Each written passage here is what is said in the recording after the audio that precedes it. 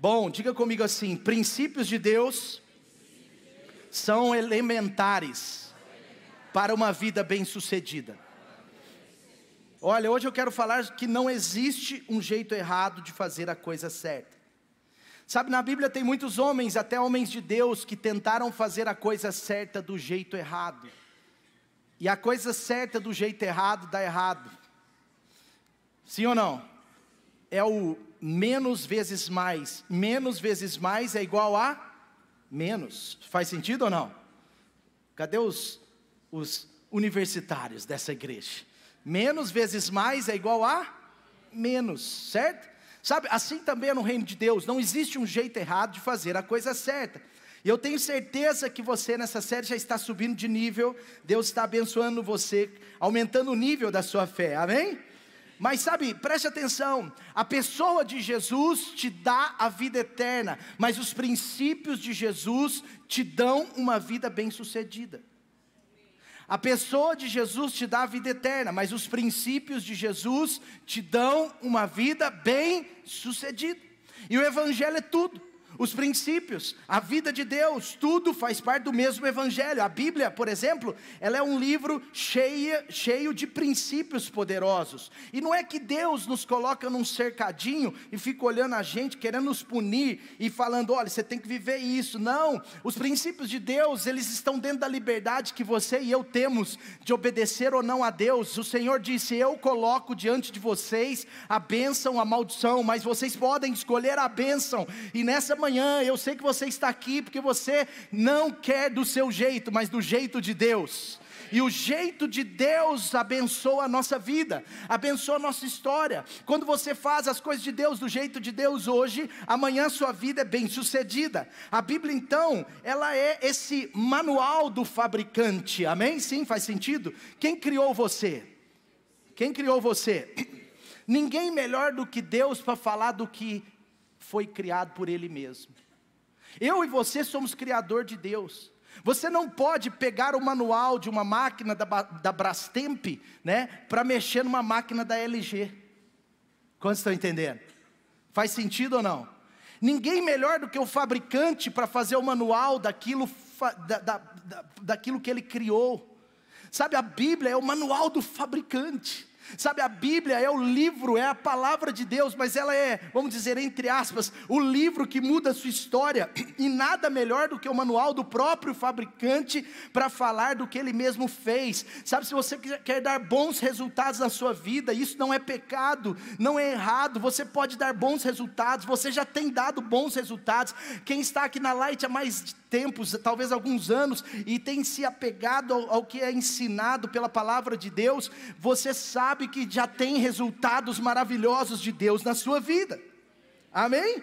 Mas o problema é que tem gente que ainda quer fazer do seu jeito, o que tem que ser do jeito de Deus.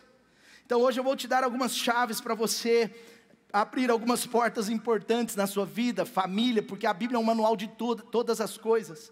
A Bíblia ela é um manual para a sua vida, para a sua família, para os seus negócios. A Bíblia, a palavra de Deus, ela é um manual até mesmo para as nações. Os primeiros 5 livros da Bíblia, por exemplo, eles são como um manual para as nações. Fala lá em Levítico que um juiz, por exemplo, não pode aceitar presentes, porque se ele aceita presentes, ele pode ter uma inclinação para um lado e um juiz deve ser isento. Se as nações aprendessem tudo que precisam com base na Bíblia, as nações seriam transformadas por Deus. Porque a Bíblia é um manual para o seu casamento, para os seus negócios, para a nossa vida. Quantos estão comigo aí?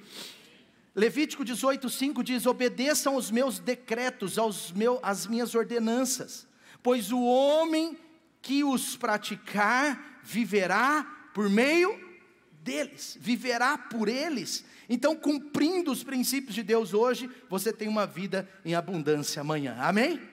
Sim ou não? Sabe o que eu quero dizer para você? Quando você e eu andamos nos princípios de Deus, nós temos o respaldo de Deus, nós temos a bênção de Deus, nós temos como se fosse o potencializar de Deus. Deus nos abençoa, e essa palavra de Deus é o jeito de Deus para você e eu termos uma vida abençoada, amém? Mas como eu disse, tem gente que quis fazer do seu próprio jeito. Até na Bíblia, homens de Deus, em algum momento, quiseram fazer do seu próprio jeito. O primeiro deles que eu quero falar com você nessa manhã é Moisés. Moisés, sim, o libertador de Israel. Sim, o que foi no Egito, libertou o povo, tirou aquele povo da escravidão. Sim, ele mesmo. Moisés é chamado por Deus para libertar o povo do Egito. E você vê a história que está em Êxodo 4. Hoje eu vou,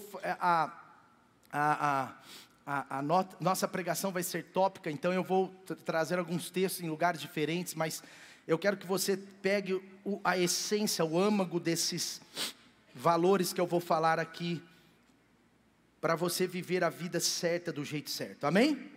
Em Êxodo 4, conta a história de Moisés. Isso está, os irmãos se quiserem, se conseguirem ir alternando. Hoje infelizmente eu não consegui colocar os textos todos aí. Mas Moisés 4, a partir do versículo 18, diz assim que Moisés, ele estava lá, 40 anos lá com Jetro, e agora ele resolve por Deus o chama para voltar ao Egito, libertar os seus filhos. Olha o que acontece aí. Moisés voltou a Jetro, diga comigo, voltou a Jetro.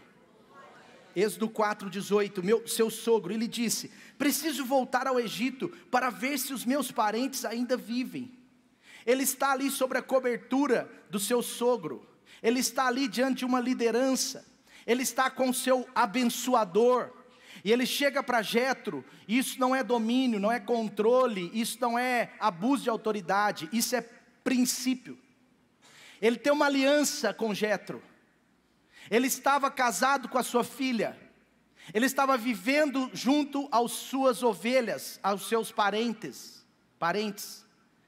Ele tinha uma aliança com Jetro. E Moisés agora ele chega e ele vai até Jetro. Ele quer receber a bênção do mais velho. A bênção daquele que Deus colocou naquele tempo para ser a sua autoridade. Diga comigo assim: autoridade. Jetro é uma autoridade sobre a vida dele. Ele chega e ele fala: me dá a bênção, porque eu preciso ir no Egito liberar meu povo. Sabe, a primeira coisa que eu vejo aqui, vamos dizer assim, de um protocolo bíblico de sucesso, é que ele está pedindo a bênção do seu pai, a bênção do seu sogro, a bênção do seu líder. Sabe, você filho não pode fazer as coisas sem a bênção do seu pai. Você precisa entender que Deus trabalha com esses protocolos bíblicos, eternos, não são passageiros. E ele vai até Jetro, e ele fala: eu posso ir, e Jetro o abençoa. Olha o que diz, Deus tinha falado com ele. Então Jetro o abençoou e falou: vá em paz. E ele, então no versículo 20 fala assim: então Moisés levou sua mulher e os seus filhos, diga assim, sua família. Ninguém que tem Deus de verdade na sua vida deixa a sua família para trás. Ele levou a sua família. Moisés seguiu com a sua família. Ele levou toda a sua família. Quem tem uma família é porque tem uma aliança, e quem tem uma aliança honra a sua aliança. Ele está levando a sua família. Mas você vê que ele leva também a sua vara, que era o poder de Deus na sua vida, a autoridade de Deus na sua vida. Essa história vai continuando, e agora Moisés, ele está seguindo as instruções de Deus. No versículo 22 diz assim, que Deus fala para Moisés: diga a Faraó, Israel é o meu filho primogênito, Israel é o meu filho, aleluia. Moisés está indo para libertar Israel, que era o filho de Deus, o filho primogênito de Deus. Aquele povo no coração de Deus era o seu filho primogênito. Isso tem algo de Deus aqui.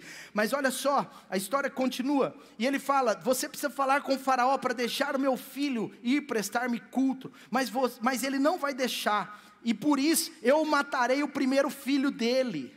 Você sabe que isso aconteceu na 10ª praga ao Egito. Agora olha só, numa hospedaria ao longo do caminho, o Senhor foi ao encontro de Moisés. Olha que legal, Deus agora vai ter um encontro com Moisés. Olha que legal, mas esse encontro não foi nada legal. Dessa vez o encontro de Deus com Moisés é um encontro mais sério, mais duro, mais difícil de entender se você não estiver entendendo o contexto dessa palavra. Olha só, Deus vai ao encontro de Moisés para o quê? Matá-lo. Uau! Qual era o problema aqui, meu irmão? Deixa eu terminar esse texto para talvez você entender. Mas Zípora, é a mulher de Moisés, pega uma pedra afiada, cortou o prepúcio do seu filho e lhe tocou os pés de Moisés. Moisés está ali morrendo, Deus está atacando Moisés e disse: você é para mim um marido de sangue. Ela disse: marido de sangue, referindo-se à circuncisão. Nesta ocasião o Senhor o deixou. Em outras palavras, Deus parou de matar Moisés e agora deixou Moisés cumprir o seu chamado. Qual era o problema aqui? Preste atenção. E aqui eu entro no primeiro ponto do que não pode ser feito do nosso jeito. Moisés está indo libertar o filho de Deus, enquanto o seu próprio filho não fazia parte da aliança com Deus que ele tinha estabelecido em Abraão. Eu quero que você diga uma palavra que nos nossos dias ela tem sido diminuída, menosprezada, às vezes atacada. Diga comigo assim: aliança. Aliança é o padrão do jeito de Deus. Moisés estava resgatando o povo para a sua aliança. Ele estava indo ao Egito resgatar o seu povo, o povo de Deus, o filho primogênito, mas sem o seu filho ter uma aliança. E a responsabilidade não era do filho, era dele, porque não é o filho que escolhe nesse caso. Ao 8º dia, todo bebê tinha que ser circuncidado. Ah, mas ele não quis fazer, ele relativizou. Sabe, nos nossos dias as pessoas estão relativizando alianças que devem ser como eternas, que devem ser valorizadas. Moisés foi desse tipo. Ele chega lá com Jetro, fala: não, aqui eu não preciso viver aliança. Aliás, aqui eu estou no meio de outro povo, aqui é outra cultura. Jetro é um outro tipo de crente. Eu estou aqui, eu não preciso de aliança. Essa palavra aliança é lá do meu povo, mas aqui eu não preciso. Ele menospreza, ele diminui. Mas no momento onde Deus estava fazendo algo ligado ao seu princípio, ao seu padrão de aliança, diga comigo: aliança. O padrão de Deus. Está entendendo? Aliança é um padrão de Deus para fazer as coisas. Agora, Deus vai e confronta. Moisés, você está querendo tratar de aliança sem o seu filho ter passado por ela aliança. Você deveria ter circuncidado seu filho. Esse princípio está em Gênesis 17, quando fala da aliança de Deus com Abraão. Lá fala assim que todo menino, todo do sexo masculino que nascesse deveria ser circuncidado na carne, deveria ter o seu prepúcio cortado ali no 8º dia. Eles teriam que ter essa marca, e essa marca para Deus não era um cortezinho ali no negocinho do menino, era um padrão de aliança. Essa marca para Deus era uma aliança, era algo importante, e Deus levou isso tão a sério, que Abraão fez isso com todo o povo. E quando essa aliança foi estabelecida, homens velhos tiveram que fazer isso num primeiro momento, porque Deus não abriu mão, e a palavra de Deus diz: terão que fazer parte dessa aliança, entre mim e vocês, da sua geração em diante, todo menino que é meu, deverá ser circuncidado, e qualquer um do sexo masculino que for incircunciso, que não tiver sido circuncidado, deverá ser retirado do meio do seu povo, porque quebrou a minha aliança. É óbvio que eu não estou falando de circuncisão, eu quero mostrar para você que o padrão de Deus fazer as coisas é na aliança. Deus tem uma aliança com você, através de Cristo Jesus. Agora, o que isso tem a ver? A primeira coisa então, que não é do meu jeito. A aliança é o jeito de Deus fazer as coisas. Deus não quebra alianças. Se você realmente tem uma experiência com Deus, você e eu precisamos cuidar melhor das alianças que Deus nos dá. Nós precisamos valorizar e levar a sério esse negócio de aliança. Diga comigo: aliança. Vamos pensar aqui na prática, vamos trazer um pouco mais para a prática. Essa era uma brecha na vida de Moisés. Ele estava querendo libertar Israel sem aliança.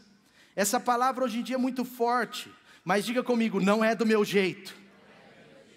E o padrão de Deus é fazer as coisas sob aliança. Então, você percebe como que esse negócio de aliança é valorizado por Deus, tanto no Novo quanto no Velho Testamento. E se nós representamos de verdade um Deus de aliança, nós temos que fazer as coisas sobre esse padrão de aliança. Porém, nem o libertador Moisés poderia fazer a coisa certa do jeito errado. Ninguém diante de Deus pode fazer a coisa certa do seu próprio jeito. Ninguém diante de Deus, que represente Deus, que tem um chamado em Deus, que tem um ministério em Deus, que faz para Deus, pode fazer do seu próprio jeito. Então, veja o que Deus fez com Moisés. Deus aborta uma missão santa.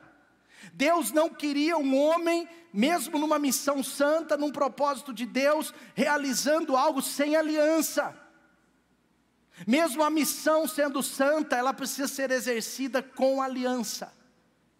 E a primeira coisa que eu quero falar sobre aliança, eu quero falar rapidamente sobre casamento e família. Diga, casamento e família. Obrigado, pastor. Sabe, não adianta fazer a coisa certa sem uma aliança. O casamento, meu irmão, tem que ter amor, tem que ter muito amor. Mas e se eventualmente o amor diminuir ou faltar? O que sustenta um casamento?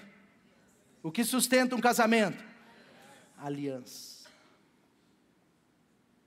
A aliança sustenta. Sabe, sexo é uma bênção. Deus criou para a nossa alegria, para o nosso prazer, para a nossa proliferação. Deus criou, diga, Deus criou. E os casados digam, obrigado, Senhor. Mas preste atenção, o sexo ou a relação sexual foi projetada por Deus. É a coisa certa, mas tem que ser feito dentro de uma. Qualquer relação sexual fora da aliança é maldição, dentro da aliança é bênção. Deus criou o sexo para o casamento. Então a relação sexual antes do casamento é fornicação. E qual é o problema, pastor? É que muitas vezes uma vida de fornicação, um casal que tem quedas sistemáticas nisso, isso vai refletir na saúde lá dentro do seu casamento. Isso se ele casar com ela. Porque essa coisa perdura, ela continua e depois tem que... Às vezes nós estamos aconselhando um casal aqui casado há 5, 6, 7 anos, e às vezes a raiz do problema está lá na vida que teve antes do casamento. Sexo seguro é dentro do casamento. Sexo do jeito de Deus é dentro do casamento. Não é fora do casamento. Não é só sobre santidade. É sobre uma vida bem sucedida. É sobre a bênção de Deus sobre o seu lar. Sabe? Quando o homem tem relação sexual fora do casamento, ele está atraindo maldição para a sua vida. Maldição para o seu lar. Ele está quebrando a aliança. Sabe, a maior causa de divórcios no Brasil é a infidelidade. Mas quando um casal, decide viver uma vida de aliança, mesmo em momentos difíceis, mesmo em momentos de pressão, mesmo em momentos de dificuldades financeiras, emocionais, discussões, mesmo em momentos que eventualmente o amor esfria, o casal permanece firme, casados, porque a aliança sustenta. Casamento não é descartável. Casamento do jeito de Deus tem a ver com uma aliança. E nos dias de hoje, no relativismo, no superficialismo e outras culturas dos dias de hoje, as coisas não têm sido assim. Você não pode curtir a Sandy dizendo, eu separei, mas nós estamos em paz, nós estamos felizes assim. Tem algum motivo que legitime essa separação?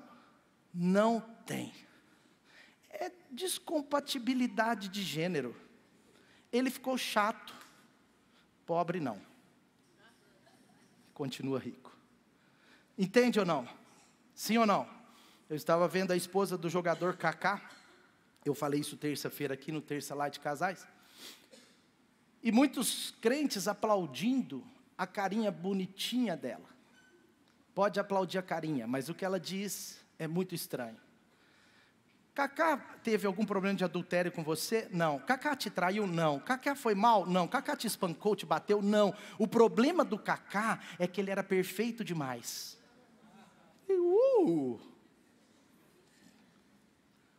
Olha, e todo mundo achando lindo isso, gente. Mas vai melhorar ou piorar. E ela continua o seu discurso como jornalista e ela vai dizendo, sabe qual é o ponto? É que quando não estamos mais felizes, nós não podemos continuar. Você precisa decidir, meu irmão, a viver uma aliança do seu jeito ou do jeito de Deus. A aliança do jeito de Deus persevera quando não estamos felizes. A aliança do jeito de Deus persevera quando a gente é atacado. A aliança com Deus persevera quando estamos em missão. A aliança de Deus persevera. A aliança de Deus na nossa vida não é para ser descartável. Ela precisa ser valorizada, ela precisa ser reconsiderada em alguns momentos. Ela precisa ser tomada de volta em alguns momentos. Porque não é por felicidade ou infelicidade que um casamento precisa permanecer ou acabar. Você precisa entender, uma aliança tem que ser valorizada, porque o jeito de Deus, o padrão de Deus é um casamento pautado na aliança. Às vezes o amor pode esfriar, mas a aliança continua. Quando você pega um casal de 40 anos de casado, e você pergunta, às vezes ele vai dizer: não foi os 40 anos que eu amei essa mulher. Teve uma fase difícil, teve um momento que eu odiava. Exageros. Quantos estão entendendo? Me desculpem citar o nome, eu estou falando o nome de pessoas públicas, de coisas que estão aí na internet, eu não estou caluniando ninguém, eu estou replicando para você entender o relativismo, as coisas como estão sendo descartáveis. Meu irmão, eu não estou dizendo que em alguns casos não tem legitimidade para um divórcio, mas eu estou dizendo que a aliança tem que ser valorizada, tem que ser lembrada, tem que ser reforçada, porque a aliança é o padrão de Deus, de construir algo na sua vida. Deus construiu a sociedade com base numa aliança. Sabe, o casamento não é algo descartável. As relações dos nossos dias não podem ser descartáveis, porque tudo se faz do jeito de Deus, e o que não se faz do jeito de Deus está fora da bênção. Agora ele vai para o Egito, não é? Você sabe que antes, quando ele está ali, olha só o que acontece, um parênteses aqui. Ele encontra o Senhor e Deus o quis matar. Diga, Deus quis matá-lo. Sabe por quê? Ficar fora de uma aliança, em alguns casos, ou em muitos casos, é morte. Fazer as coisas de Deus sem o princípio de aliança, em algum momento vai dar morte. E aliança é uma palavra, hoje em dia, muito combatida. Você é filho de Deus, o jeito de Deus, o padrão de Deus é a aliança. Aliança para Deus não é algo passageiro, entende? O valor de uma aliança não é algo passageiro. Por exemplo, Deus é o Deus de Abraão, de Isaac, de Jacó. Isso continua até Apocalipse, isso vai mencionando na Bíblia, porque Deus é um Deus geracional. Honrar pai e mãe é por causa de uma aliança. Se você honra os seus pais, não é somente porque eles são perfeitos, mas é porque tem um padrão. Você tem que ter uma aliança com o seu pai. Você tem uma aliança com o papai, com a mãe, honra. Você tem uma aliança com seus filhos, honre. Nós estamos sempre em aliança, linkando as gerações. No contexto do ministério, nós queremos ver os mais jovens dessa igreja se levantarem, poderosos homens e mulheres de Deus, pastores, supervisores, homens de negócios, ministros do evangelho nos negócios, em nome de Jesus, juízes que se levantem, homens que exercerão justiça, excelentes professores, militares, comerciantes de negócios sérios. Deus levante a sua vida, porque nós vamos passando os bastões para vocês. Levante-se, jovens. Levante-se, jovens. Levante de madrugada e vai orar às 5:30 da manhã. Levante-se para peitar o socialismo, o marxismo. Levante para você viver a história de Deus e não permitir que os portões dessa nação se abram para o lixo que está aí fora. Os jovens precisam se posicionar sobre aborto. Por quê? Porque você tem uma aliança com Deus. Tire as exceções. Ah, mas tem uma exceção, né? Esquece a exceção, meu irmão. A regra é que nós amamos a vida, e a vida começa na concepção e ponto final. Cadê os jovens?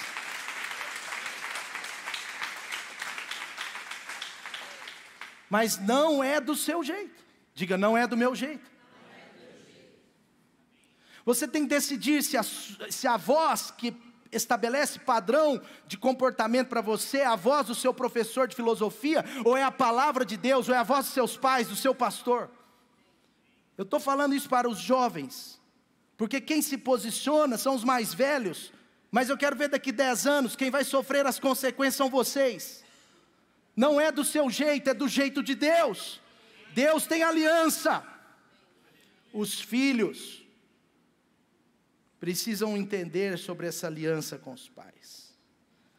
Sabe o que salvou Moisés? Foi a aliança da sua esposa. Sabe quem salvou Moisés? Foi sua esposa. Ela vê Deus matando Moisés.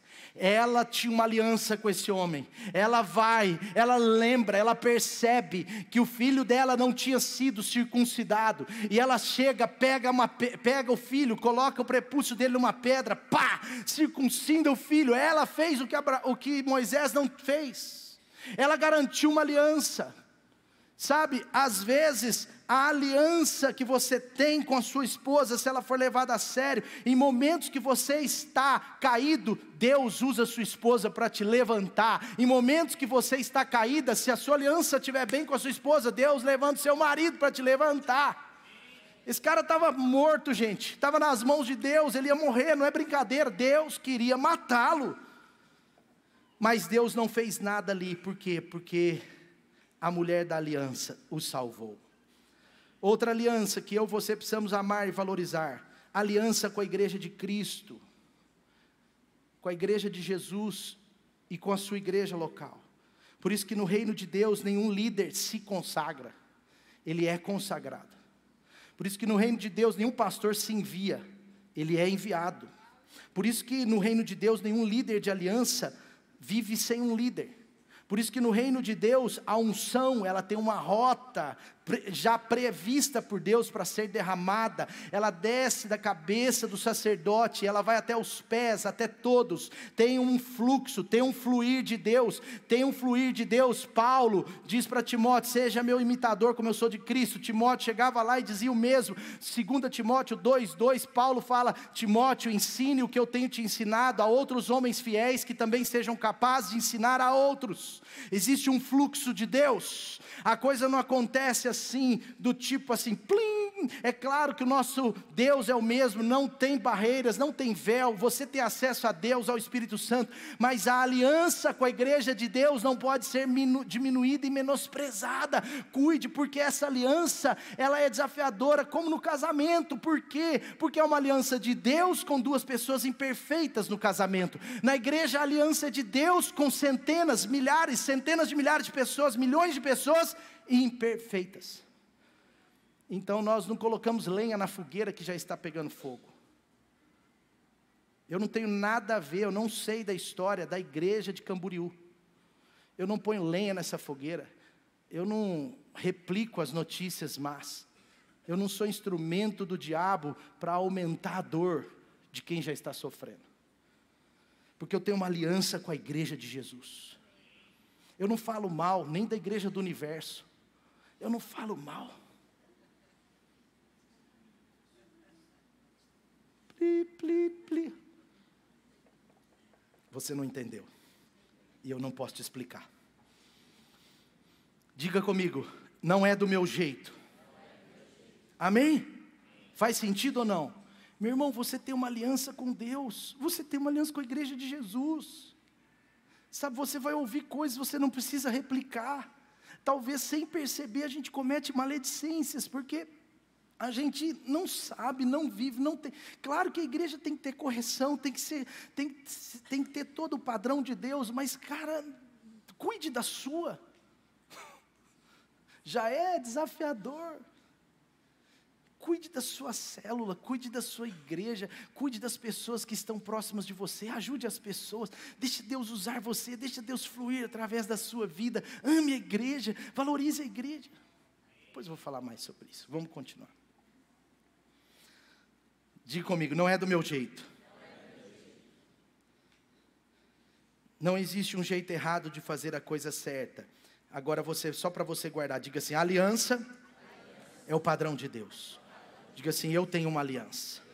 Amém? Você tem uma aliança com Deus? Sim ou não? Você tem uma aliança com a sua esposa, se não tem, vai ter em breve, se você for se casar. Você tem uma aliança com seu pai, com a sua mãe. Você tem uma aliança com seus filhos. Você tem uma aliança com pessoas do seu coração. Você tem uma aliança com a sua igreja local. Você tem aliança com a igreja de Jesus, porque Deus opera sobre a aliança, e esse é o jeito de Deus fazer. Amém? Segundo, vamos seguir. Eu falei sobre alguns homens que não fizeram a coisa do jeito de Deus. Primeiro foi Moisés. Vamos lá. Teve mais um. 1 Samuel 13, o rei Saul. 1 Samuel 13, o rei Saul. Olha que interessante.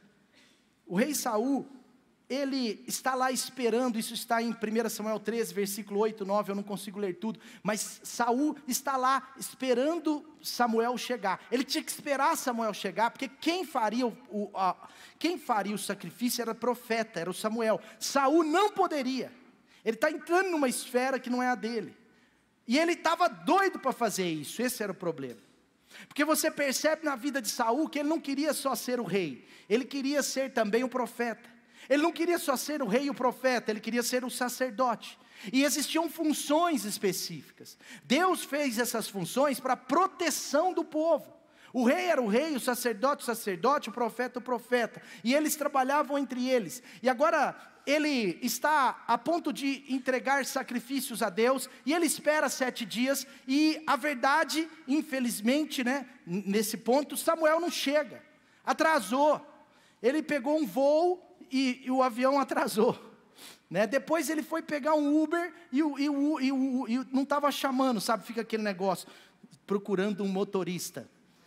Aí depois de 5 minutos procurando um motorista, aí o que você faz? Você começa a ficar nervoso, sim ou não? 12 minutos procurando um motorista, aí eu cancelo.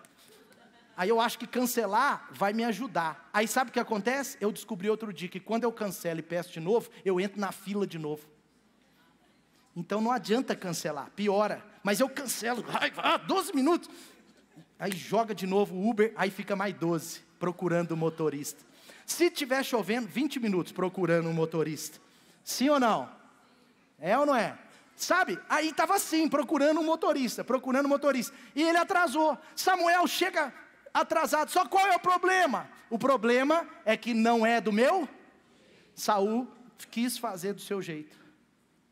Por que Saul quis fazer do seu jeito? Talvez isso coincida com alguns de nós aqui. Porque os princípios de Deus são eternos, mas eles deveriam ser inegociáveis. E quando a gente recebe pressões da vida, às vezes a gente os negocia. Saul recebe pressão. Saul agora é pressionado pelos soldados. Gente, ele era o rei. Ele não poderia ser pressionado por num certo sentido, entenda, no contexto da história, por um mero soldado. Mas os soldados começam a falar: nós estamos aqui há muito tempo.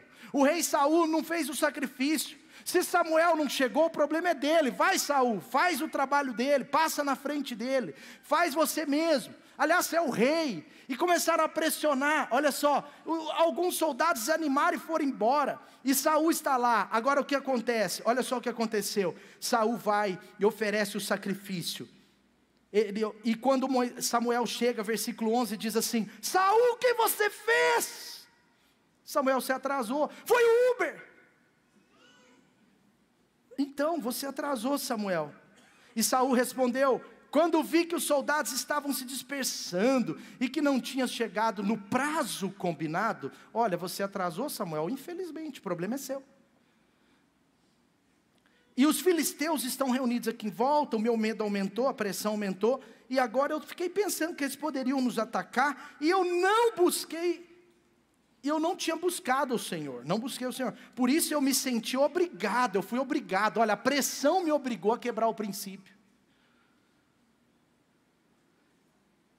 E agora ele inventou um jeito dele para fazer as coisas de Deus. Tentou fazer as coisas de Deus do seu próprio jeito.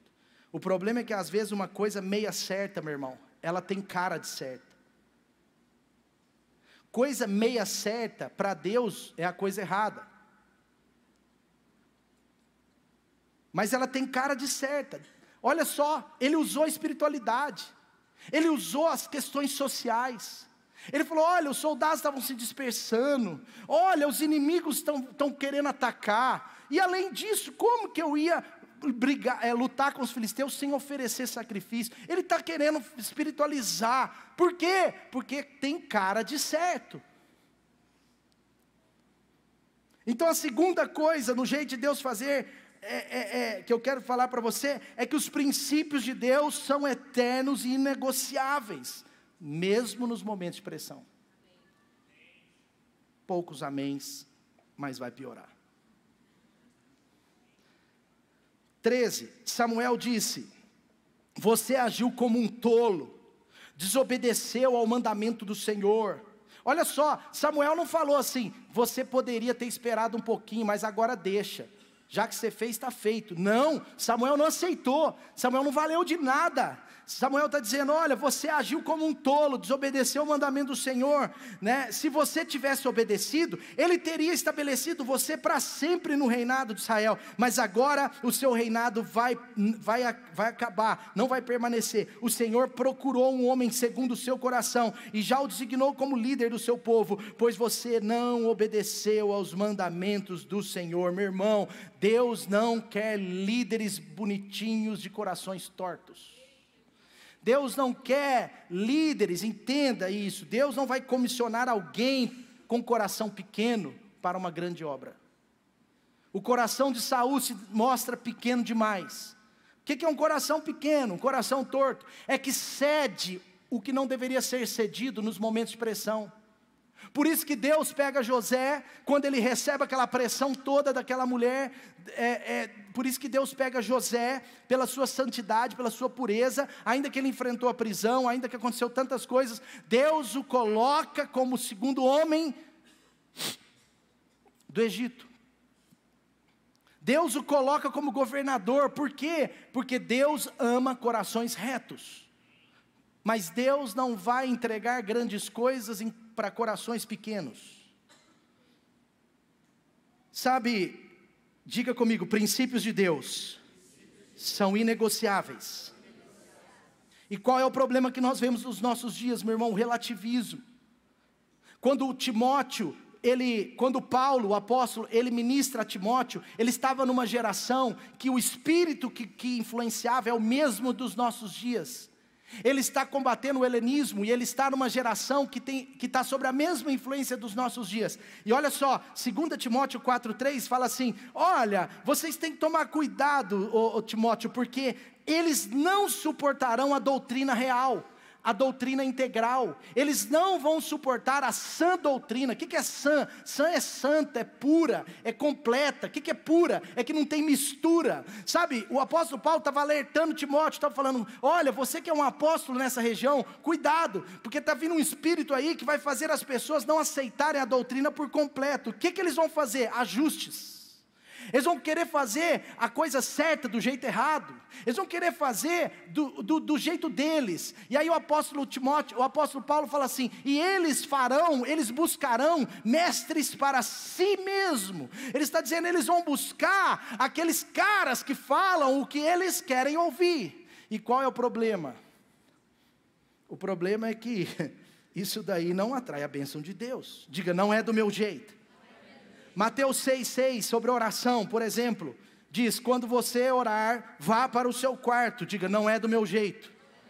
Vá para o seu quarto. Deus está falando, a sua oração não pode ser de domingo à noite, domingo de manhã e terça, e a sua oração tem que ser lá na sua casa, no seu momento a sós, no seu quarto de guerra, no seu quarto de escuta, no seu lugar de privacidade. Feche a porta, ore ao seu pai que está em secreto, e ele que te ouve em secreto o recompensará. É um mandamento de Jesus para nós, ele não pode ser negociado, amém? Eu vou voltar um pouco nessa história lá, mas deixa eu te falar sobre mais uma coisa. Eu quero falar com você com muito carinho, mas é importante eu te falar, porque eu quero ver a bênção de Deus na sua vida. Dízimos e ofertas. Obrigado, pastor. Não é do meu jeito. Tem gente que pega o dízimo e quer administrar do jeito que quiser, mas a Bíblia tem um jeito para dízimos e ofertas. O dízimo tem que ser entregue no lugar que você recebe alimento espiritual. Não existe na Bíblia dízimo entregue à área social, isso é outra coisa. Você tem que entregar muito na área social. Você pode e deve ajudar pessoas, por favor, mas o dízimo é dízimo, ele é de Deus. Eu não pego o que é de Deus e recanalizo. Tem gente que pega um texto fora do contexto e quer provar que o dízimo não é dos nossos dias. Mas eu te desafio, não tem como. Não tem como, porque o próprio Jesus reforçou isso. Jesus virou lá em Mateus, Jesus virou para os religiosos e falou assim: olha, vocês dão o dízimo até da hortelã, até do que é pequeno, vocês são dizimistas muito fiéis, mas vocês estão desonrando pai e mãe. E Jesus fala: então, não faça só essa coisa, faça essa coisa, mas não deixe de fazer aquelas. Jesus está reforçando. Em Hebreus 7, o apóstolo Paulo, provável escritor de Hebreus, está falando sobre o sumo sacerdócio do nosso dia. Ele está falando, lá na velha aliança, os dízimos eram entregues a um sacerdote físico, a uma pessoa, porque de fato era. Abraão entregou a Melquisedeque, mas hoje, não é? Melquisedeque é o próprio Senhor Jesus, porque hoje o sacerdócio, o sumo sacerdócio, é Jesus, o nosso sumo sacerdote, para todos sempre. Então não tem como, algumas coisas foram refutadas no Novo Testamento, como por exemplo o incenso. Se tiver um crente que vai orar e acende o incenso, você tem que explicar para ele: cara, você está gastando dinheiro à toa, essa fumaça está te matando. A fumaça não sobe mais, agora a fumaça desce. Amém? Igual essa manhã no louvor aqui. Quantos entenderam o que eu quis dizer? Sabe qual é o problema? A gente quer uma teologia falsa para diminuir a culpa.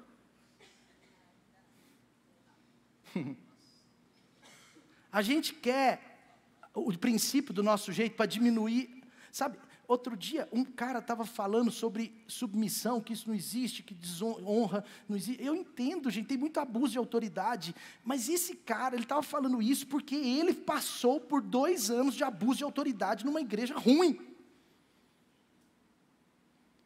E o fato dele ter uma dor nessa área, ao invés dele chegar e resolver a sua dor, ele quer mudar o princípio e adequá-lo à sua dor, para diminuir a sua culpa. Muitas vezes, quando nós queremos negociar aquilo que é inegociável, é para diminuir a culpa, é para a gente entrar no que a gente não conseguiu vencer. Por exemplo, outro dia, eu vi um pastor de 25 anos de igreja, ele é conhecido nas redes sociais, falando que Deus não tem nada a ver com crescimento. Isso não é bíblico. Desde o início, lá em Gênesis diz que nós somos chamados por Deus para crescer e multiplicar. A igreja primitiva cresceu, multiplicou e agradou a Deus. Então Deus, como Deus não é a favor do crescimento, mas depois eu entendi, porque ele é conhecido nas redes sociais, mas a igreja dele tem menos de 200 membros há 25 anos. Então eu crio uma teologia para justificar o meu fracasso. E tem crentes que estão criando, ajustando princípios para justificar o que não conseguiu viver ainda.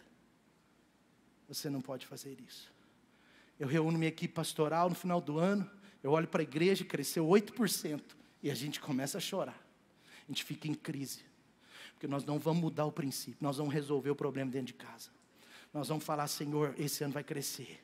Esse ano vai crescer poderosamente. Deus, me ajuda a ajustar o que eu tenho que ajustar. Me ajuda a aumentar, largar as tendas, aumentar a minha visão. Porque o problema não está no princípio, o problema está naquilo que nós precisamos resolver. Então, ataque os princípios, eles são eternos. Diga, os princípios de Deus são eternos, são inegociáveis. E o problema, gente, de não honrar a Deus com essas coisas, é que existe uma janela nos céus. A palavra de Deus diz que os céus têm portas, têm janelas. E elas podem estar abertas sobre a sua vida, ou sobre a vida daqueles que entregam aquilo que é do Senhor. Então entregar 10% ao Senhor de toda a nossa renda, tem a ver com o coração. Tem a ver com o lugar de Deus na nossa vida. Tem a ver com a posição de Deus no nosso coração. Então nós precisamos ajustar aquilo que tem que ser ajustado, pedir perdão para Deus e buscar viver com amor, com gratidão, com alegria. Deus diz: traga com alegria, não é por obrigação. Então essa palavra não é sobre regras, essa palavra é sobre algo que pode te potencializar. Porque quando você quebra os princípios de Deus, eles te quebram. Mas quando você entende e vive os princípios de Deus, eles te potencializam. Então é para te potencializar. Eu estou dando alguns exemplos, tem mais de 100 princípios, mas é só alguns exemplos. Sabe, existem princípios de Deus, meu irmão, para prosperar, eles são eternos. E se você quer viver o que eles dão de resultado, você precisa entender que eles não são negociáveis. Amém? Sim ou não? Lembra do bezerro de ouro? Eu não vou falar sobre dízimo e oferta mais, mas o bezerro de ouro, as pessoas, elas estavam tristes, porque elas estavam com um pouco de saudade do Egito. E agora Moisés está lá no cume do monte, ele não desce, Moisés não desce, tenta prestar atenção nesse ponto para você linkar aqui. Moisés não desce lá do monte, e o povo começa a pressionar, diga pressionar. Pressionando Arão a quebrar princípio. E ele fala, eles falam, Arão, faça para nós um Deus, porque Deus sumiu. Arão, vamos inventar um negócio, porque o negócio de Deus não está dando certo. Arão, vamos fazer do nosso jeito? Vamos esquecer o jeito de Deus. Arão, o jeito de Deus não está funcionando, então vamos fazer do nosso? O diabo coloca nos seus ouvidos às vezes assim, não, o jeito de Deus não está funcionando, faz do seu. Porque às vezes, o jeito de Deus, ele é uma semente para daqui a um tempo. E o nosso jeito, ele tem uma aparência de colheita. Porque, presta atenção, o meio certo, muitas vezes tem cara de certo. Vamos fazer um Deus, Yahvé continua o nosso Deus, mas só por um tempinho, vamos fazer um Deus, e vamos fazer de forma honrada, vamos pegar os nossos ouros em casa, e eles pegaram ouro, prata, pedras preciosas, e fizeram um bezerro de ouro, e Arão estava provando aquilo. Se você é um líder, se você influencia pessoas, se você é pai, mãe, cuidado, porque em alguns momentos você será tentado a fazer as pessoas felizes, fazendo as coisas do seu jeito, ao invés de fazer as coisas do jeito de Deus. Tem gente que está fazendo do seu jeito para fazer alguém feliz, só que nós não somos chamados para fazer ninguém feliz, nós somos chamados para mudar a eternidade das pessoas. Claro que elas serão felizes com a eternidade. Se você for chamado para fazer alguém feliz, só para isso, você vai acabar fazendo alguma coisa do seu jeito, porque o jeito de Deus em alguns momentos nos entristece, porque Ele tem um preço, porque Ele tem uma abnegação, porque Ele tem um sacrifício, porque às vezes parece que não funciona, mas funciona.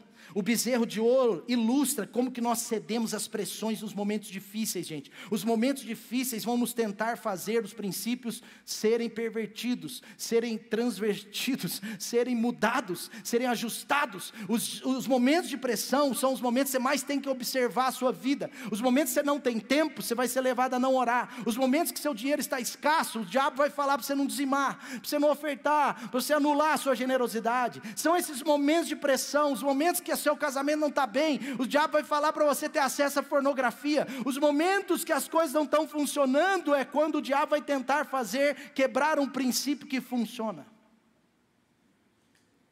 Saul se sentiu pressionado pelos soldados, agora Arão também, pressionado pelo povo, e por causa da pressão do povo, Arão foi desleal a Moisés, e muito mais ainda, foi infiel a Deus, e isso lhes custou muito caro. Sempre que um líder cede à pressão de alguém para fazer do seu próprio jeito, que Deus já tem um jeito de fazer, um ídolo é levantado no seu meio, e depois para resolver é muito difícil. Eu conversei com um pastor outro dia, e foi levantado um bezerro de ouro na sua igreja. E eu fui conversando com ele, eu não sou o conselheiro de pastores, mas ele é um amigo. E eu fui perguntando algumas coisas, e ele falou, eu não sei como acabar com esse bezerro de ouro. E eu falei, vamos tentar entender onde que começou esse bezerro de ouro. Ele me contou a história. O bezerro de ouro começou quando o pastor anterior cedeu à pressão de alguns e deixou o bezerro entrar. Tem pais que estão cedendo à pressão das pessoas e deixando bezerros de ouro entrar na sua família. Tem jovens que estão cedendo à pressão, se calando, se escondendo e deixando o bezerro de ouro no seu coração.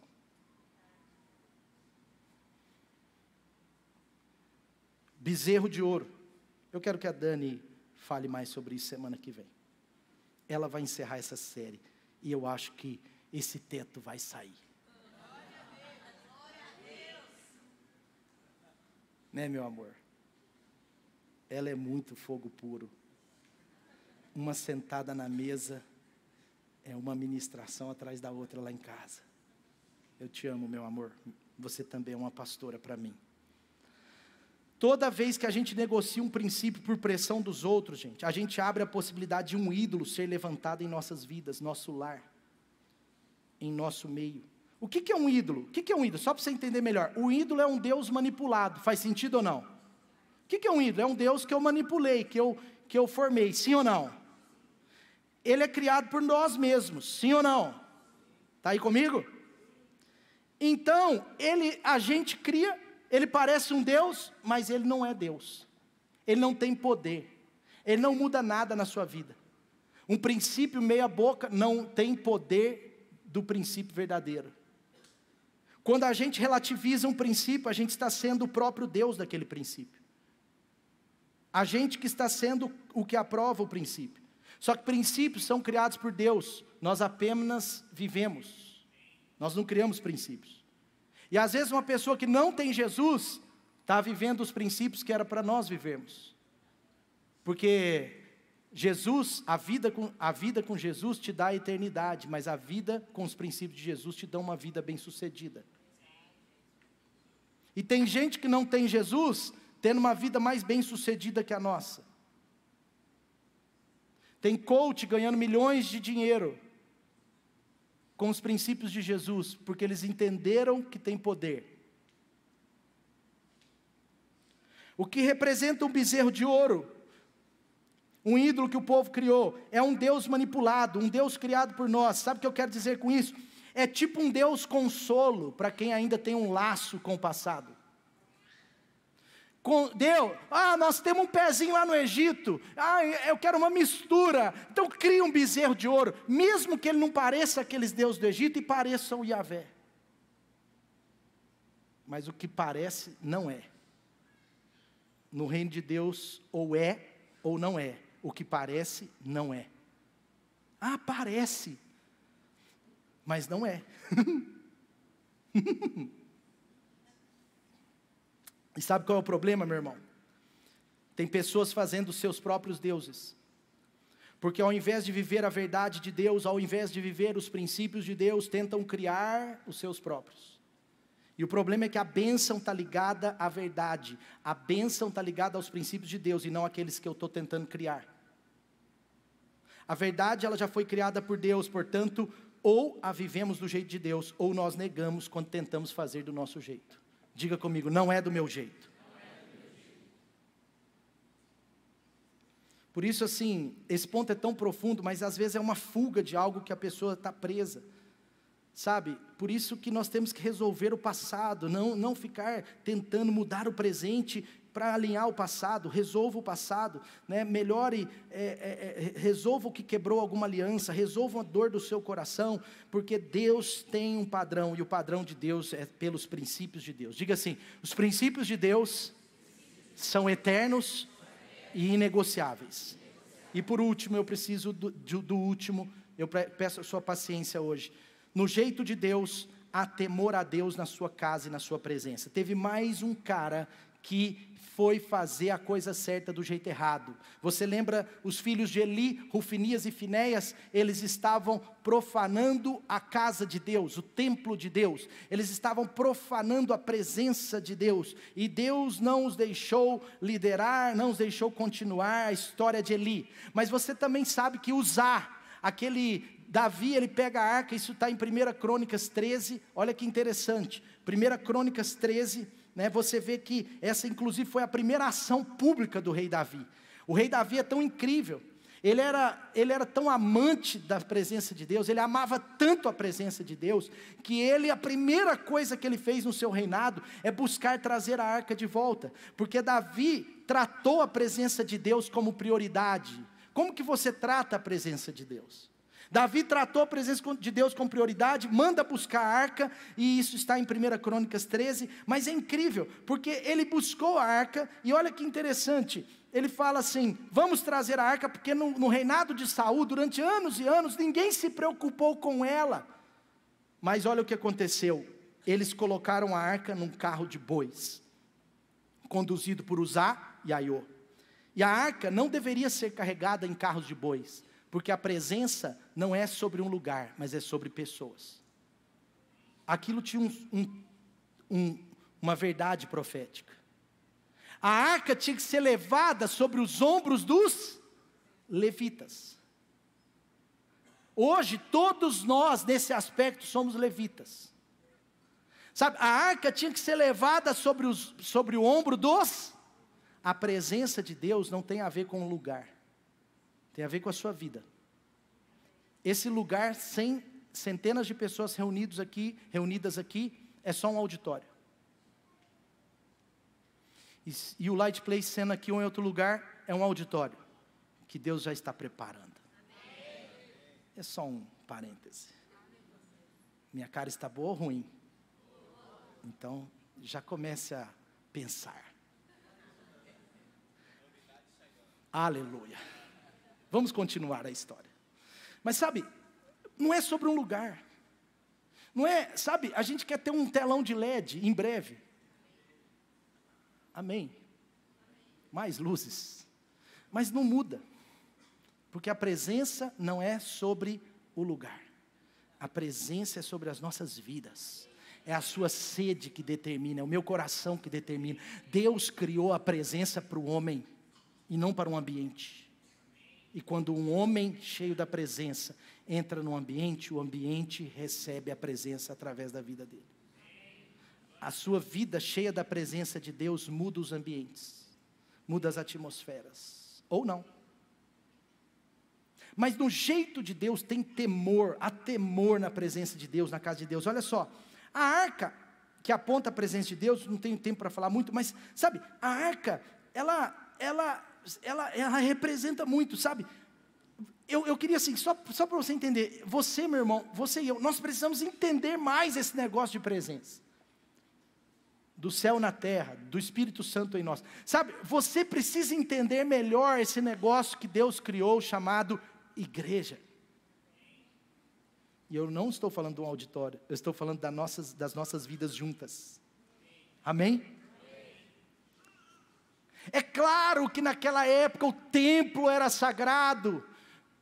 É claro que naquela época aquela arca, o móvel era sagrado. Tem igreja que até hoje tem uma arquinha lá no cantinho.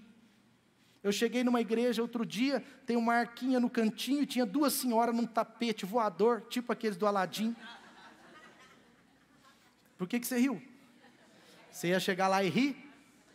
Não pode não, eu segurei. Aí, duas senhoras assim orando num tapete do Aladim, na frente da arca, do móvel. E era uma arquinha igualzinha mesmo, só que réplica. E não era de ouro. Mas sabe, o que eu estava falando? Esqueci o que eu estava falando, está vendo? Deus corrigindo. Eu lembrei. Você precisa entender sobre essa bênção chamada igreja. Sabe, essa bênção chamada família da fé. Meu irmão, igreja é imperfeita, mas é o lugar que Deus ama ser derramado.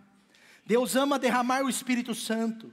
Quando você está num culto, você tem que ter reverência. Não é sobre você ter formalidades, mas reverência. Quando você vem para um culto e fica no Instagram, eu vejo pessoas, a pessoa acha que eu estou olhando daqui, a pessoa acha que eu estou olhando, que ela tá que eu sou bobo, que ela está na Bíblia. Ela faz assim, ó.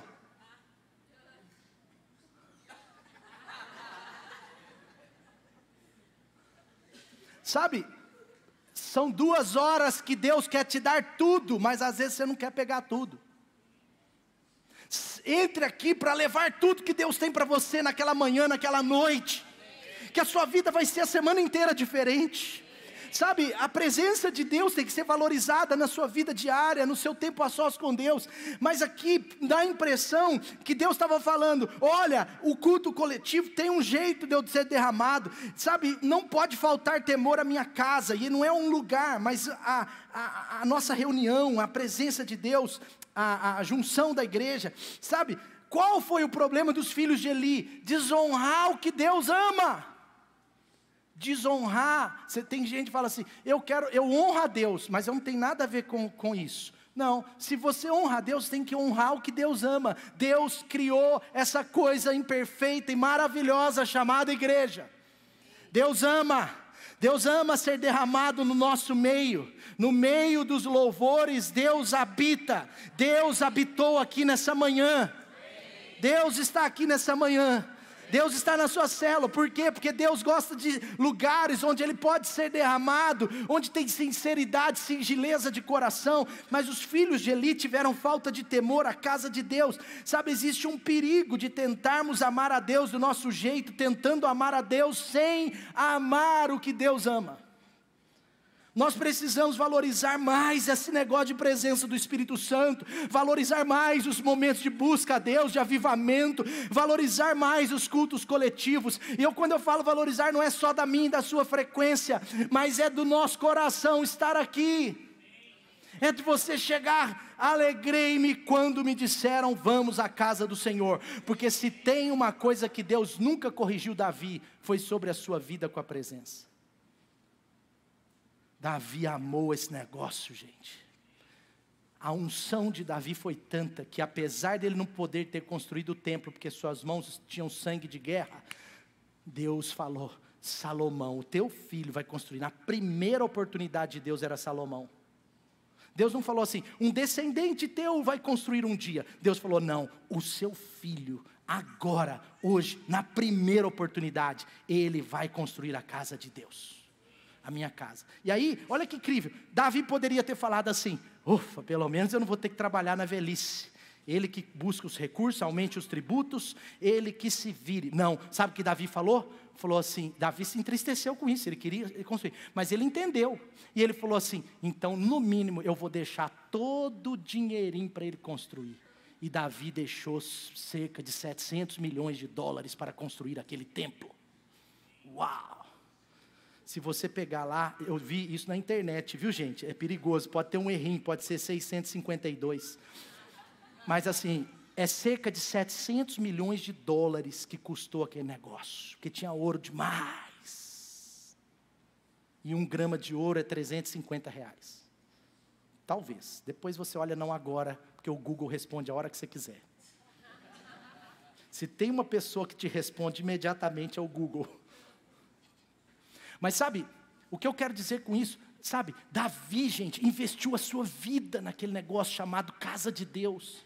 Você precisa investir a sua vida nesse negócio chamado presença do Espírito, chamado lugar que Deus habita, chamado reunião que Deus ama, chamado culto a Deus, presença de Deus. Sabe, eu estou falando exatamente sobre esse negócio chamado igreja. Sabe, Ananias e Safira, gente. No Novo Testamento, você está falando: mas isso é lá no Velho. Não, é tudo no Novo. Tudo é uma coisa só, porque você tem que entender a essência. Ananias e Safira, eles chegaram no meio de um avivamento. Olha só a falta de temor desse casal. Ananias e Safira falaram: não, nós vamos doar um lote para nossa expansão apostólica da igreja primitiva. E vender o lote, 500 mil. Exemplo. E aí, lá na casa deles, o diabo soprou no ouvido deles: cara, você não precisa ser assim. Olha só, terão coceira nos ouvidos e farão mestres para si mesmo. Porque Ananias e Safira tiveram a oportunidade de fazer do jeito de Deus e depois fizeram do seu próprio jeito, sem temor. Claro que tinha uma influência mamônica ali, mas o principal foi eles não terem temor. Temor. E eles chegaram na presença da igreja e mentiram ao Espírito Santo.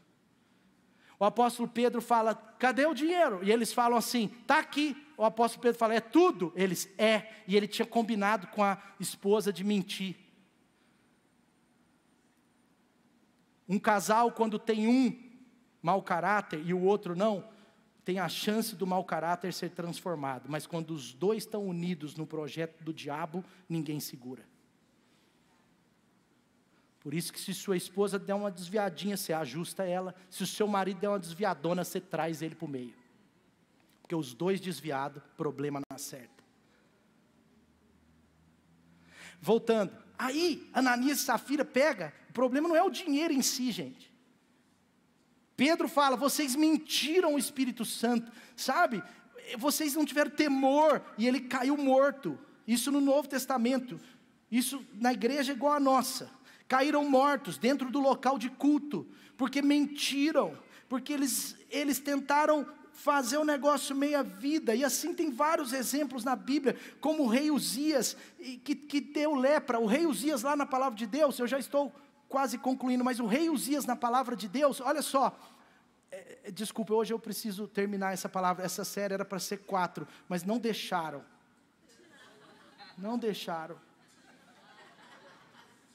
só 3, porque nós temos Vision Day dia 30, aleluia, você não pode perder dia 30 à noite, o único culto, tá? Uma vez por ano, 2 vezes por ano ou uma vez por ano a gente faz isso, mas domingo dia 30, uma vez, é um culto à noite, amém? Eu sei que você tem a cultura da manhã, mas esse programa só nesse dia para vir à noite vai valer muito a pena, mas eu estou concluindo esse ponto e depois vou concluir, muita coisa, né, gente? Essa palavra é muito profunda. O rei Uzias, não está aqui. O rei Uzias é o seguinte, essa palavra está em 2 Crônicas. O rei Uzias, ele chega, olha que a Bíblia diz, que o rei Uzias, ele se tornou orgulhoso. Ele tinha tanto orgulho, que ele resolveu fazer do seu jeito. Isso está em 2 Crônicas 26, 16. Olha o que diz, rei Uzias se tornou tão poderoso, que o seu orgulho provocou sua queda. Por quê? Qual que é o problema? Quando a gente cresce, a gente começa a fazer a coisa do nosso jeito. Tem pastor que a igreja cresceu, tem 20 igrejas, 50 igrejas, agora ele começa a fazer uns trem do jeito dele, quando Deus já estabeleceu o padrão. Aí o que acontece? Deus vai lá e trata. Mas tem crente que é assim também. Olha, agora ele prosperou, Deus o abençoou, Deus fez, a família está estável, olha, as finanças melhoraram, aleluia, e agora ele começa a querer fazer do seu jeito, sem perde o temor. Olha só o que está aí em 2 Crônicas, diz assim, ele se tornou tão poderoso que o seu orgulho provocou sua queda. Mas o que aconteceu? Resumindo a história do rei Uzias, olha só o que aconteceu, eu vou resumir essa história, depois você pode ler. Mas o rei Uzias, ele chegou no templo, olha só, ele chegou aonde? No templo. Tinha mais ou menos 100 sacerdotes nesse auditório, nesse lugar, era um mega templo. O rei Uzias chegou lá e ele começou a querer fazer o papel do líder. E aí ele começou a queimar incenso, ele começou a fazer oferta. E a Bíblia diz que os sacerdotes ficaram escandalizados. Mas graças a Deus, porque 80 sacerdotes não rebaixaram e foram para cima dele, não negociaram, porque sabiam que se negociasse com o rei Uzias, quando a gente negocia nos momentos de pressão, levanta-se um ídolo. Lembra? E aqueles sacerdotes não deixaram. Eles foram para cima do rei Uzias. E eles falaram em nome de Deus. Eles falaram, rei Uzias, você está mudando a sua esfera. Aqui nós temos liderança espiritual. Aqui é outra esfera. Você está errado. Ele, eu não estou. Eu sou o rei. Eu vou fazer o culto. Eu vou fazer isso. E ele começou a perder o temor à presença de Deus, à casa de Deus. E aí o que aconteceu? A Bíblia diz que o rei Uzias recebeu da parte de Deus uma lepra, diz no versículo 19, diz assim, e surgiu uma lepra na sua testa. Sabe por quê, meu irmão? Ele desonrou aqueles os quais ele recebia a unção que você honra, sobre essa você recebe. Davi honrou a unção do rei, que estava sobre Saul, e ele se torna o rei, sabe? O rei Uzias sofreu de lepra, versículo 21, o rei Uzias sofreu de lepra até o dia em que morreu. Ele ficou leproso, morou numa casa separada, se tornou isolado do templo do Senhor, isolado do templo do Senhor. Meu irmão, existe uma ordem de temor para se fazer as coisas de Deus. Ordem para oferecer, ordem para ministrar, ordem para liderar. Valorize o seu lugar de culto, valorize as oportunidades de estar cultuando a Deus na família da fé, valorize os momentos que você tem de alegria, de comunhão, de expressão com a família da fé. O culto coletivo é nosso, mas ele precisa ser feito sempre lembrando a maneira de Deus. Amém? Sabe qual é o problema? Ficou leproso. Sabe por que é leproso? Porque leproso, gente, porque quando a pessoa se torna contagiante com aquilo que a feriu, ela é tipo um leproso. E o problema da lepra é que ela contagia. E tem gente que tem lepra na língua.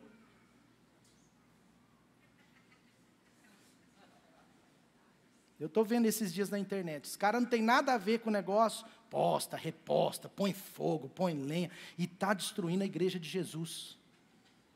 Ao invés de corrigir, corrigir é santo, é abençoado. Mas corrigir, tem pessoas para corrigir.